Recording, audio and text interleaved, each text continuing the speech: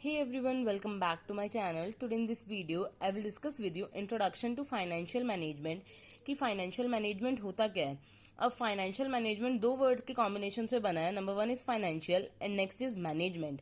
अब finance word का मतलब क्या होता है? जनरली लोग अगर फाइनेंस बोलते हैं तो जनरली लोग क्या समझते हैं कि फाइनेंस का मतलब क्या होगा? पैसा। पर जो फाइनेंस टर्म है वो पैसे से थोड़ी ब्रॉडर टर्म है। Next is management. मैनेजमेंट क्या होता है? किसी चीज को मैनेज करना। तो फाइनेंस क्या होता है? Finance is art and science of managing monetary resources of a business concern and is crucial for the survival of a business entity.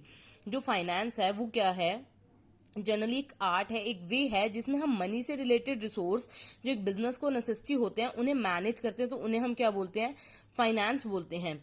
अब जो टर्म फाइनेंस है वो मैनेजमेंट, मनी और फाइनेंशियल रिसोर्सेज के अराउंड ही revolve करते हैं। इसमें हम सारी चीजें मैनेज करते हैं फाइनेंस में कि फाइनेंस आएगा कहाँ से। फाइनेंशियल मैनेजमेंट की मैं बात कर रही हूँ कि फाइनेंशियल मैनेजमेंट में हम क्या करते हैं कि फाइनेंस आएगा कहाँ से, उसे कैसे मैनेज करना है, कहाँ अलॉट हो रहा है, वो सारा फाइनेंशियल मैनेजमेंट में देखते हैं। पर फाइनेंस क्या है? Finance is the position of money at time as it is wanted. Finance क्या है? अगर हमें जिस टाइम जो मनी चाहिए उसको हम क्या बोलते हैं? फाइनेंस बोलते हैं। Next is financial management. अब फाइनेंशियल मैनेजमेंट क्या है? फाइनेंशियल मैनेजमेंट वो ब्रांच है बिजनेस मैनेजमेंट की, वो प्रोसेस है जिसमें हम क्या करते हैं? मैनेज करते हैं सारे के सारे अपने फाइनेंशियल रिसोर्सेज। कौन मैनेज करती है? एक एंटरप्राइज, एक बिजनेस ऑर्गेनाइजेशन मैनेज करती है। फाइनेंशियल जो मैनेजमेंट है is skilful and proper management of financial resources, यानी अच्छे से मैनेज करना।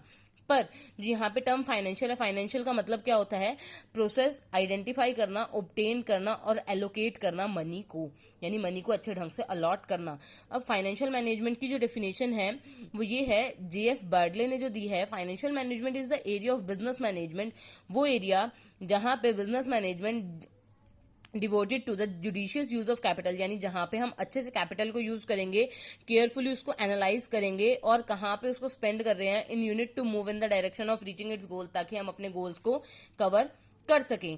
Next is scope of financial management. अब जो फाइनेंशियल मैनेजमेंट है उसका स्कोप दो तरीके से है। Number one is traditional scope of thought, जिसको हम ट्रेडिशनल अप्रोच भी बोलते हैं, and next is modern school of thought, जिसको हम मॉडर्न वे बोलते हैं।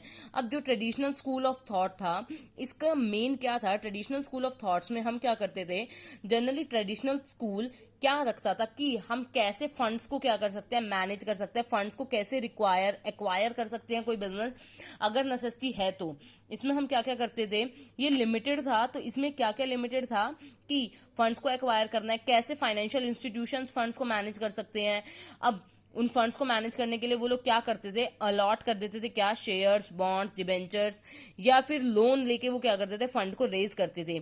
और उन्हीं ट्रांजेक्शन्स को वो लोग क्या करते थे? मेंटेन करके रखते थे, जो इन सारी फंड्स को इकट्ठा करने में यूज होती थी। जैसे बैंक से लोन लिया तो उन ट्रांजेक्शन्स को मेंटेन करना, या शेयर्स, बॉन्ड्स इशू करे तो उनको मेंटेन करना।